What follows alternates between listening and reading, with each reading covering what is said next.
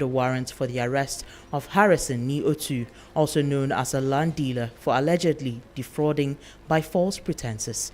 Meanwhile, Daman Gold Mine Limited, owned by Ghanaian businessman Ibrahim Mahama, has sold 100% of its first gold output to the Ghana Gold Board, in what officials have described as a landmark transaction aimed at strengthening the country's foreign reserves. The consignment, weighing about 110 kilograms, was delivered to Gold Board's assay laboratory in Accra on Thursday, May 30, 2026, where it will undergo valuation and processing before being purchased on behalf of the Bank of Ghana. That brings us to the end of the summaries. Over to you, Crosby.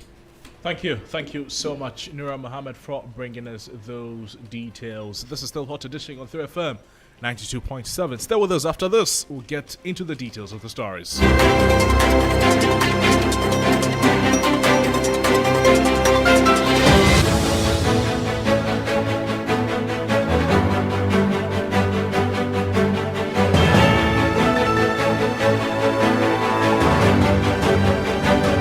Welcome again to the program. Let's get into the details of the stories. Let's start on a rather sad note, because we understand there is a major fire outbreak around Pram Pram, and this involves a factory. To help us get a better appreciation of the situation is WO1 Alex King Nate, who is a member of the PR team of the Ghana National Fire Service, is joining us on the phone. Alex, thank you for joining us. Good evening to you. Tell us, where are you and what is happening there? Okay, so thank you very much, Crosby. So as it stands now, our officers, we have about 4 fire tenders from Deftraku, from Pram Pram, from the Camarilla headquarters and other stations currently battling the fierce fire. And the information is scanty because we are still fighting the fire, but what I'm picking up from our men on the ground is that the fire involves a factory that's into plastic production. So for now, we are dealing with the situation. Our regional commander himself is there, taking operational command by the seamen. We are hoping that we should be able to contain the fire from spreading to adjacent buildings. So as we speak, the fire service, they're trying to put out a fire that is engulfed, or that started from a plastic manufacturing company around the Pram Pram area. Exactly. Right. Exactly. Do we know what time this fire began, when the call to the fire service was placed, and how quick enough the fire service officials got there? Well, the fortunate thing is that we have a fire station within Pram Pram, so our response time was quite quick. So I might admit that our response time was quite quick.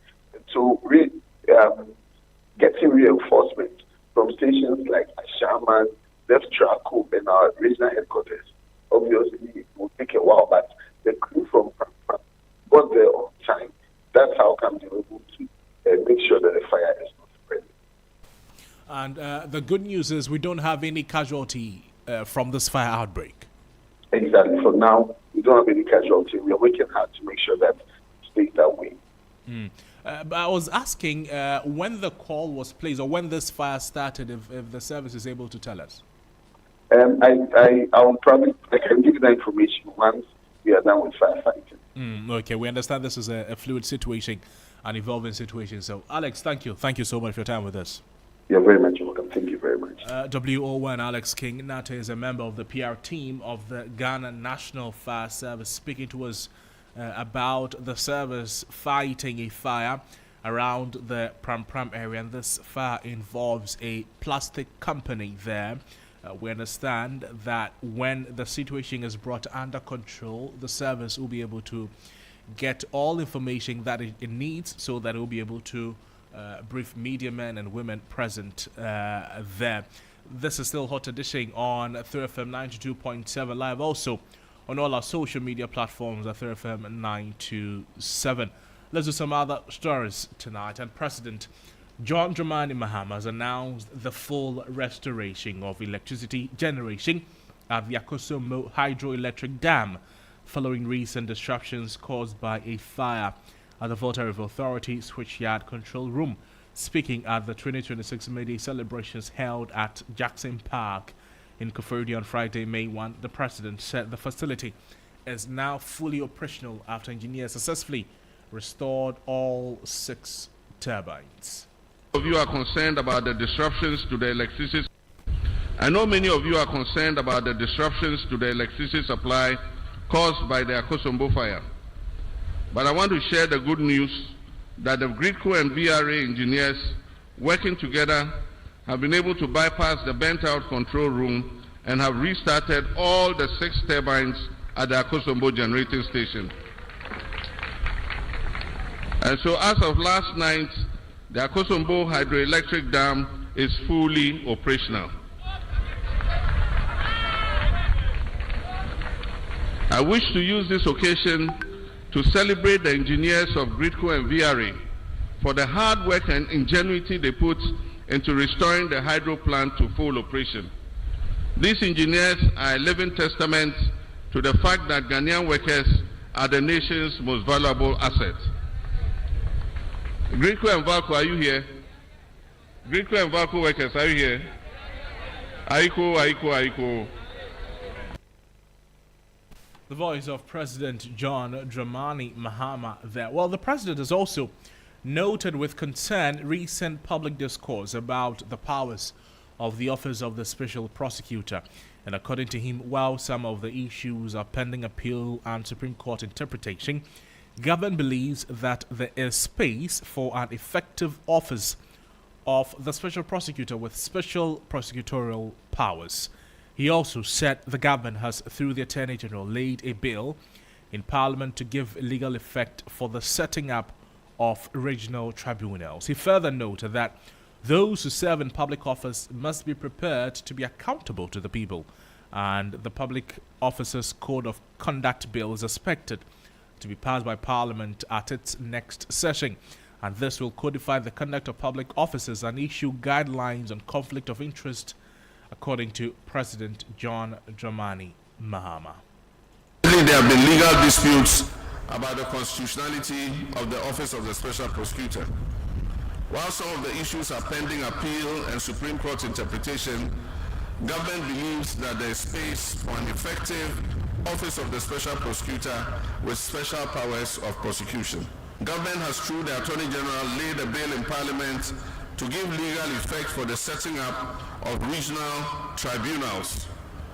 These regional tribunals will help to speed up the system of justice. The voice of President John Dramani Mahama there. To some other stories, and the Member of Parliament for Ofuase Irebi Kojo Oporin Nkrumah has accused the majority in Parliament of engaging in propaganda and public relations gimmick to conceal the truth about the Bank of Ghana's losses from Ghanaians. This is after the majority side of the House said the Bank of Ghana had so far incurred losses of 16.7 billion cedis in an effort to transform Ghana's economy. Now, the caucus say government interventions over the years have led to lower inflation, reduced monetary policy and lending rates, as well as greater stability of the city. First, let's take a listen to the member of the Finance Committee and MP for Sagnarugu, Atta Issa, speaking on TV3's News Central earlier. In financial reports, you need to look at the IFRS reporting standard and the Bank of Ghana's law. No public institution consider a loss by adding the operational loss to that of the OCI. You do not add other comprehensive income loss plus the profit or loss for the year. It is not done anywhere and under any accounting standard. The truth of the matter is that an OCI represents an exchange effect. It is not a cash or an operational loss. So let's not mislead Ghanaians to saying that the loss is 44 billion. Nobody. You can go to any company. The law says that you must report the operational profit or loss for the year, then account for the exchange difference as it is done by IS 21. That shows the effect of the exchange differentials. Those are not operational loss or cash losses. So I just want to put that on record. Right. The second thing is that we are here because Bank of Ghana has made a headline loss of 15.6 billion compared to 9.4 billion in 2024. Now, the difference here is that the 2024 loss of 9.4 billion translated into an exchange rate of about 16 Ghana cedis. The 2024 loss of 9.4 billion translated into an inflation of 23.8%. Also, the 9.4 billion loss in 2024 translated in a debt to GDP ratio of about 60%. The 9.4 billion transferred into a public debt of 723.7 billion. The 9.4 billion translated into the total number of 2.5 million population in the multi-poverty dimension according to the Ghana Statistical Service. This is the scorecard of the 9.4 billion. The reverse is the case in this matter. A higher of 15.6 billion would have expected that there would have been much adverse effect on the macroeconomic numbers. But what are we seeing? Because of that spending done by the Bank of Ghana to invest directly into the market, we have seen stability of our forex down to an average of 10 to 11 Ghana cedis. That is a positive improvement. And to any business, an importer out there who knows what they had, the difficulties they had importing goods at a higher rate of 7 Ghana cedis. What will be a profitable Bank of Ghana when imports are increasing? What will be the import of a profitable Bank of Ghana when the ordinary Ghanaian cannot afford a stable currency? Imagine we still had an exchange rate of 17 Ghana cedis. What would have been the cost of fuel? And let me now take you back into this. Look, the MPP signed this country into a domestic debt exchange program with your permission. But what the domestic debt exchange program did to Ghana, and let me just reference the Bank of Ghana owns publication. This is what they have to say. The year 2022, when the Bank of Ghana reported a net equity position of 55.1 billion. Meanwhile, in 2021, the Bank of Ghana had a net positive equity of 5.2 billion. In just 1 year, you refer from a positive 5.2 billion equity position to negative 55.1 billion. That's the voice of a member of the Finance Committee and Member of Parliament for Segnerigu Atta Issa speaking on TV3's News Central. You can now listen to the MP for Ofwasi Ayrebi Kojo Nkrumah, who wondered why the majority would talk about the Bank of Ghana's losses when the central bank was yet to publish its account. He also spoke on News Central. We held this press conference before the Bank of Ghana audited accounts were released at midnight because they didn't want you to pay attention to the report itself and rather follow the narrative that they are trying to set, that the loss is 15 billion and there's good value to show for it. Actually, the true operating loss is about 44 billion. If you go into what in simple accounting terms I'll call the balance sheet of the bank, you will find out that the equity position has shifted by about 35 billion. The negative net equity has gotten worse by about 35 billion. That tells you first the headline real loss. But even for that 35 billion is because when they realized they were making losses, they decided to sell a lot of our gold, not account for it properly under equity, and rather pretend that it is revenue. And it is that they've used to discount the 44 to bring it down to 35. There are amazing things in this report, but because they don't want you to read it, and they want you to follow this narrative that inflation is down and all of those things that they are saying, that's why they quickly rushed to do a press conference even before the numbers themselves were released. And we would like to serve notice to the managers of the central bank to walk away from the heavy politicization that they are getting into. This is the first time in over 70 years that the Bank of Ghana doesn't publish its results, gives it to politicians to come and announce the results and try and shape a narrative around it, and we reject it. The true operating loss of the central bank is about 44 billion Ghana cedis, and we'll prove this to Ghanaians when we engage Ghanaians in the coming days in the minority press conference. Now, on a second point, if they want to make the argument that there is policy value for the losses that they have incurred, then the first thing they should do is to eat humble pie. The first thing they should do is to concede that they were scamming Ghanaians when in 2024, they pretended they didn't know why the central bank had made losses. Remember that in 2024, when the Bank of Ghana had reported 10 billion as its loss for 2023. They said it was criminally mismanaged and that the governor needed to resign in 21 days. In 2025, they are reporting 15 billion loss. How do we describe that? But I'm telling you this afternoon that it's not even 15 billion. If you work into the details, and you can get accountants to look at the full numbers for you, the true operating loss is about 44 billion, which we'll be explaining to the people of Ghana in the coming days. So if 10 billion was criminally mismanaged and the governor ought to resign, what does 44 billion sound to you like?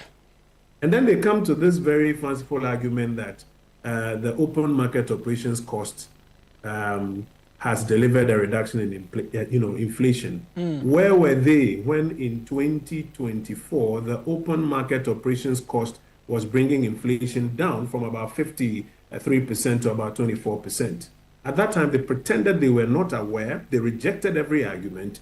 And today, because they want to take Ghanaians for fools, they turn around and repeat the same argument, hoping that people will forget or will not be smart enough to go back to the very words that they uttered to us. And again, if you recall, in 2024, they argue that a loss is a loss, and unless it is a one-off transaction, it cannot be termed as any sort of policy cost.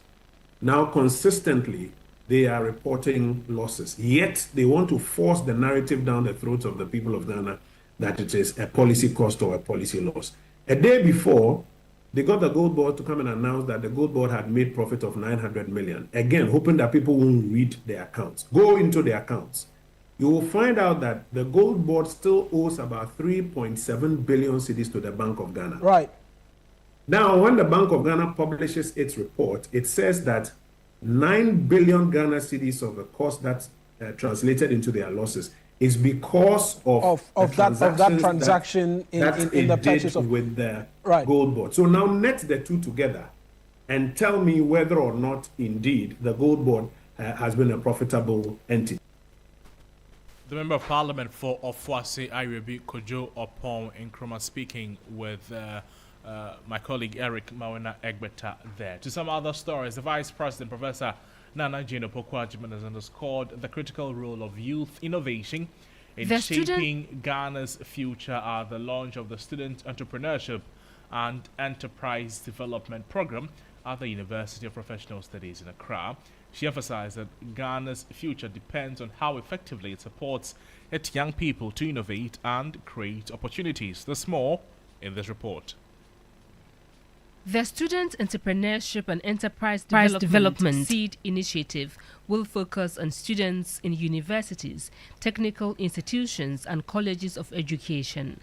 It will provide a structured pathway for transforming ideas into viable businesses through training, incubation, mentorship and access to funding. Chief Executive Officer of the National Entrepreneurship and Innovation Program, Eric Ejay, explained that the program will ensure that no viable student idea remains undeveloped due to lack of support. SEED is not just another initiative. It is a strategic shift. A shift for starting earlier. A shift towards being intentional about the student entrepreneurship in this country. We are deepening our ties with the Office of the Registrar General, Food and Drug Authority, and Ghana Standard Authority to ensure all supports needed by these young students for their business operation can easily be achieved. Minister for Youth Development and Empowerment, George Opari-Addo, stressed that government support programs must remain non-partisan to achieve long-term national impact. The Vice President, Professor Nana Jane Opoku-Agyeman, emphasized government's commitment to empowering young Ghanaians through practical opportunities, training and funding, noting nurturing youth ambition is key to driving economic growth and creating jobs. From the very beginning, young people's response to the Ejumawura initiative was striking. Within 24 hours of opening applications, thousands of submissions were received. This reminded us of the importance of what we are doing. Our responsibility, therefore, is to ensure that this energy is not wasted. Enterprise need not wait for the end of schooling or the completion of national service. She urged students to take the opportunity seriously, noting the country needs more innovators, job creators, and risk takers to drive national development. A report by my colleague Evelyn Tengma there. This is still a hot edition here on 3FM 92.7. Live also on all our social media platforms at 3FM 927. We have more stories for you as we hop into the midday and the May Day stories. But first, let's take a word from the sponsors. One hair that is fresh and itch-free scalp. This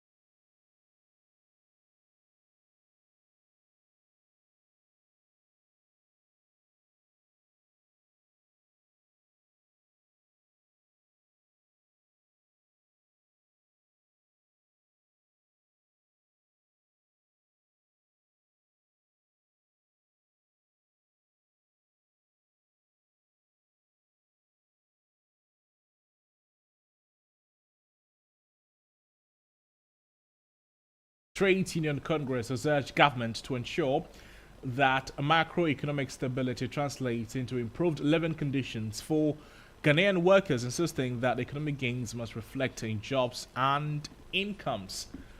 The union cautioned that stability without job creation and better livelihoods remains incomplete, stressing that unemployment and poor quality jobs continue to affect a large segment of the working population. While speaking at the 2026 National May Day celebration held today, Secretary General of the TUC, Joshua Nsa, argued that despite years of economic growth and relative stability in inflation and exchange rates, Ghana's labor market has failed to produce sufficient quality jobs. Well, the celebration was not only held in Accra. In the Eastern region, my colleague Yvonne Nikwe put together this report on Workers' Day. A total of 32 trade unions participated in this year's National May Day celebration in Koforidua. At the celebration, Secretary General of the Trade Union Congress, Joshua Nsa, expressed concern about the alarming rate of unemployment. He stressed that microeconomic stability must translate into meaningful employment and the creation of quality jobs. I say with no fear of contradiction that decent employment or lack of it remains one of the most significant economic and social problems in Ghana. And it has the potential to transform into a political problem if it remains unchecked. We are almost at crisis level, Mr. President. It calls on us to recognize that macroeconomic stability is not an end in itself. The real test of economic policy is whether it improves the lives of workers and citizens. Does it create jobs? Does it raise incomes? Does it secure the future? Does it build sustainable livelihoods? Responding to the concerns, President Mahama said that with macro stability largely achieved, the next phase will focus on creating decent jobs and accelerating economic growth. Having successfully restored macroeconomic stability through our Resetting Ghana agenda, we're now aggressively pursuing growth and job creation. We'll not just manage the economy, we'll expand it to create jobs and prosperity for the Ghanaian people. Our mission is clear: We want to turn stability into opportunity. Under the Resetting Ghana agenda, we'll continue to prioritize the creation of decent jobs for our youth and Ghana's workforce. By investing in Yvonne Nukwe, I have labor expert Austin Game on the lines. Mr. Game, thank you for joining us. Good evening to you, and happy Workers' Day to you. You've heard from President John Dramani Mahama and from the Labour Front as well. The Labour division, the Labour Front, with some requirement or some needs, and the President also speaking in that line. From what you said, how do we marry the two?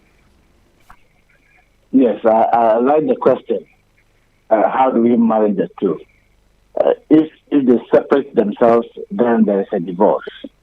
So what they need to do is to agree to marry for the convenience of the nation.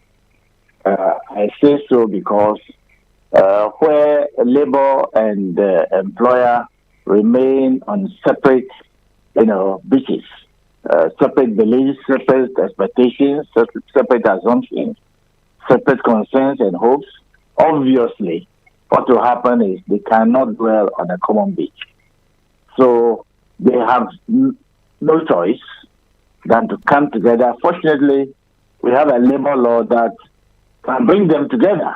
The labor law under Section 112 enjoins them to have a national tripartite committee where both employers association and organized labor can come together and communicate as the rules will give them opportunity to be able to see the way forward. Whatever we are going to do from today going is futuristic. So we have to look at the past as a history. How did it work for us? How can we build on that? And then stretch it and go forward, having in mind that we live in Commonwealth of Nations. So it's not about labor asking, it's not about employer saying, this is the way we can do it. It's about both parties coming together and ensuring that they have a dialogue based upon credible things that they want to do for the nation and not for themselves. And this is an idea that has been propounded or suggested for a very long time. My question to you, and it will be my final question, Mr. Game, is how do we move from talk to action? We all know that there needs to be some form of a synergy between the expectations of labor and what government is also required to do. We keep saying it, but how then do we translate it into proper action? If Mr. President is listening to you and myself, he knows that this was once upon a time done when it became a major concern in this nation in 2015. He, the President, knows how we all got together in a central point and have a dialogue, and we all agreed the way forward. We didn't just stop there. We moved on, held another meeting in another location which he knows, and Labour was present, and we had a very fruitful conversation, and that saved this nation in 2015. Nonetheless, with all that, we all ran into some kind of problem. That lesson, the President learned it so well, and it has helped him in the management of the national economy as of today. The same can be repeated with even added value. So it's nothing strange. It can be done, and I am pretty sure it can be done. Mr. Game, thank you so much for your time with us on the program. We're grateful. Most grateful. Austin Gama is a labor expert speaking with us there. Now, before we go tonight, the Kolebu Doctors Association has issued a strong warning to management of the Kolebu Teaching Hospital over what it describes as the unlawful exclusion of laboratory physicians from the hospital's central laboratory. The association is demanding the immediate reinstatement of all affected physicians by Saturday, May 2, along with an investigation into the reported threats or risk their withdrawal of service. In a detailed statement released on Thursday, April 30, the association saying the situation poses a serious threat to patient safety, professional standards, and the smooth delivery of healthcare services.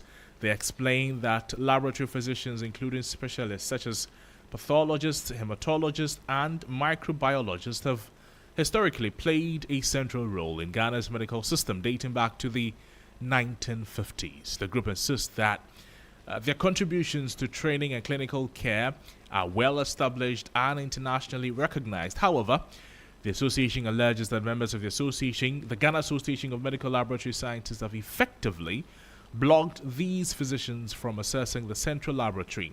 Even more concerning are reports that credible accounts of threats of physical harm against some of its members. This is a subject to be staying on and bringing you details in our subsequent bulletins. But that's how we wrap up on the evening news here on 3FM 92.7. There's more news on our website, 3news.com. My name is Noble Crosby, Annan. Have a great evening. Bye-bye.